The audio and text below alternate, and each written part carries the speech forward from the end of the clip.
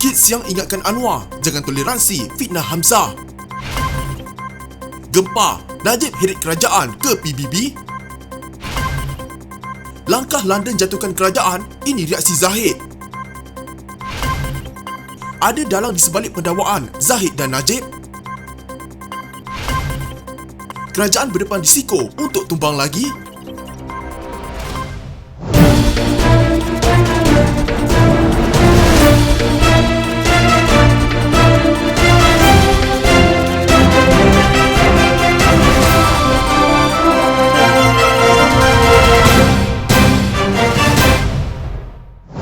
Lim Kit Siang mengingatkan Perdana Menteri Anwar Ibrahim supaya tidak bertoleransi terhadap politik toksik penipuan, syakwa sangka, kebencian, perkauman dan keagamaan yang berasaskan fitnah. Ahli politik veteran itu berkata demikian sebagai reaksi terhadap kenyataan Ketua Pembangkang Hamzah Zainuddin bahawa pintu sentiasa terbuka untuk Barisan Nasional dan mereka akan merampas Selangor. Lim berkata kenyataan sebegitu mampu merosakkan kerajaan Anwar serta masyarakat majmuk di Malaysia. Dia juga berkata Hamzah perlu dibuktikan salah termasuk susulan kenyataannya bahawa mampu menawar Selangor dan mempunyai peluang 50-50 di Negeri Sembilan. Kerajaan Perpaduan Anwar perlu merangka strategi untuk 6 pilihan raya negeri yang bakal berlangsung di Selangor, Negeri Sembilan, Pulau Pinang, Kedah, Kelantan dan Terengganu yang mampu untuk menyampaikan mesej bahawa tidak wujud fenomena gelombang hijau dan politik Malaysia, katanya.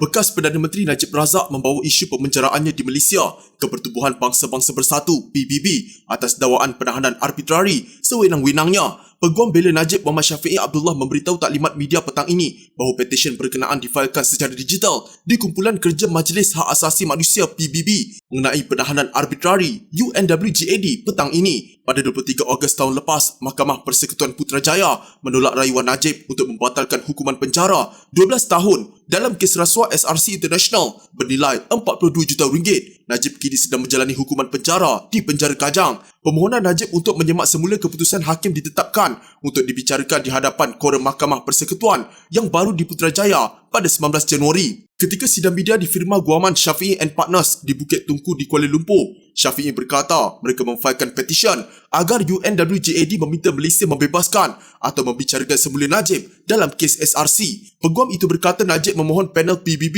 yang terdiri daripada 5 pakar keadilan antarabangsa untuk memutuskan bahawa Mahkamah Tertinggi Malaysia menolak rayuannya sebagai tidak adil, cacat dan melanggar hak asasi manusia dan perlembagaan persekutuan. Syafiee mendakwa Mahkamah Persekutuan tidak memberi masa yang cukup kepada Peguam Najib untuk membuat persediaan bagi rayuan dengan membenarkan penangguhan pendengaran rayuan. Pada dasarnya Najib telah dihantar ke penjara tanpa peluang membela diri di Mahkamah Persekutuan. Beberapa hari terakhir rayuan itu pada bulan Ogos merupakan keadilan secara tergesa-gesa apabila peguamnya tidak diberikan masa yang jelas diperlukan untuk membaca berpuluh-puluh ribu muka surat kertas rayuan atau untuk menyelesaikan perkara itu dengan 94 alasan rayuan yang difailkan oleh peguamnya sebelum ini. UNWGAD yang akan mendengar rayuan itu terdiri daripada 5 hakim hak asasi manusia yang terkemuka. Mereka tidak akan dipanggil untuk memutuskan sama ada Najib bersalah tetapi untuk menentukan sama ada pembicaraannya adil dan jika tidak, boleh meminta kerajaan Malaysia membebaskannya atau memberikannya perbicaraan semula. Walaupun keputusan ini tidak mengikat secara langsung,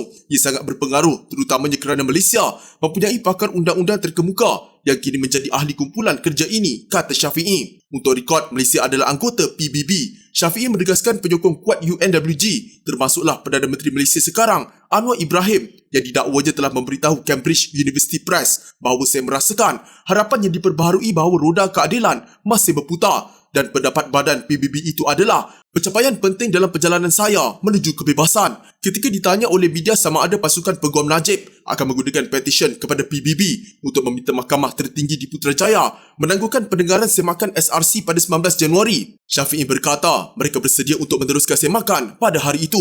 Peguam itu berkata Najib bergantung kepada semakan dalam badan kehakiman dan petisyen PBB melalui saluran diplomatik sebagai dua cara berasingan agar bekas Perdana Menteri itu mendapat keadilan dalam kes SRC. Syafiee menambah salinan petisyen PBB telah diserahkan kepada bahagian hal ehwal antarabangsa Jabatan Peguam Negara AGC di Putrajaya.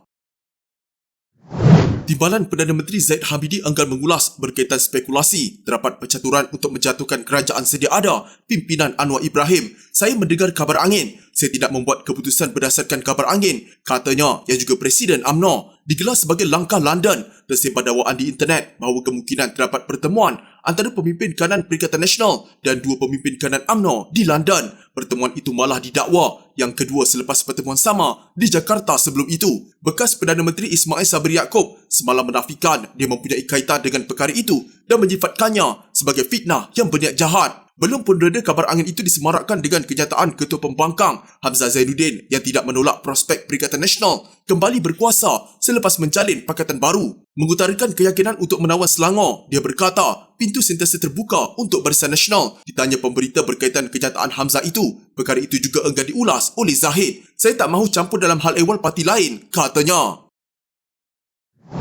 Ahli Majlis Kerja Tertinggi UMNO Datuk Dr. Puan Zarkashi mempersoalkan siapakah dalang di sebalik pendakwaan terhadap pemimpin-pemimpin parti itu seperti Datuk Seri Najib Razak dan Datuk Seri Dr. Ahmad Zaid Hamidi. Beliau berpandangan banyak pendakwaan termasuk terhadap Najib dan Ahmad Zahid meragukan. Persoalannya, siapa dalang? Sebab itu Perdana Menteri kena segera melakukan reformasi institusi, katanya dalam hantaran Facebook. Muhammad Puan mengulas keputusan Mahkamah Tinggi Kuala Lumpur yang melepas dan membebaskan bekas pengerusi Felda Tan Sri Syahrir Abdul Samad bagi pertuduhan gagal mengisytiharkan RM1 juta daripada Najib melalui sekeping cek kepada Lembaga Hasil Dalam Negeri LHDN. Berhubung keputusan tersebut, beliau memberitahu pendakwaan tidak diteruskan kerana pegawai penyiasat sendiri mengaku siasatan tidak lengkap. Kalau kes Syahrir gugur, maka dakwaan terhadap Najib, Datin Seri Rosman Mansor dan Tan Sri Muhammad Syafiee Abdullah menggunakan kaedah sama, iaitu Akta Anti Pengubahan Wang Haram (AMLA) atau LHDN juga patut gugur, katanya.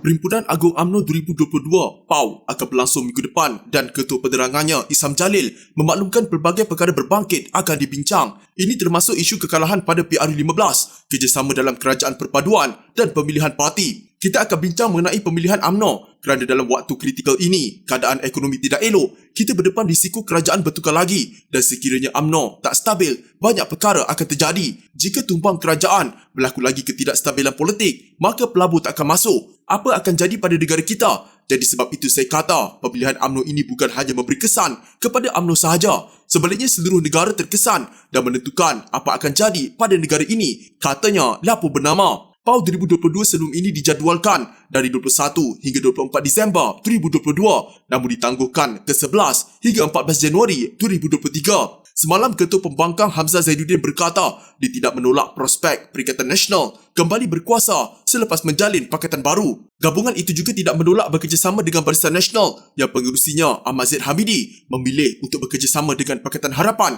dan bukannya Perikatan Nasional selepas pilihan raya umum lalu mengakibatkan kebuntuan politik. Ini susulan dakwaan terdapat rancangan baru yang digembar-gemburkan sebagai langkah London untuk menjatuhkan kerajaan pimpinan Perdana Menteri Anwar Ibrahim. Dalam perkembangan berkaitan, Hisham juga berkata UMNO perlu berusaha membetulkan stigma masyarakat terhadap parti itu yang sering didakwa mengamalkan rasuah sekiranya mahu bangkit semula selepas berdepan prestasi buruk pada PRU15. Orang kita tak kira dia ideologi apa, dia tetap tidak suka rasuah, dia sukakan parti yang bersih. Jadi untuk bergerak ke hadapan, kita kena selesaikan dulu perkara ini kerana selagi tidak diselesaikan, stigma yang kata UMNO ini parti rasuah tak boleh dibuang. Katanya, seperti dipetik laporan bernama. Menurutnya lagi, dalam usaha membersihkan Malaysia daripada perbuatan rasuah, orang baik perlu melibatkan diri dalam politik. Kata Hisham, jika dunia politik terus dipenuhi orang jahat, Malaysia bakal berdepan pelbagai masalah kerana dasar negara akan ditentukan sendiri oleh individu yang mengamalkan perbuatan terkutuk itu.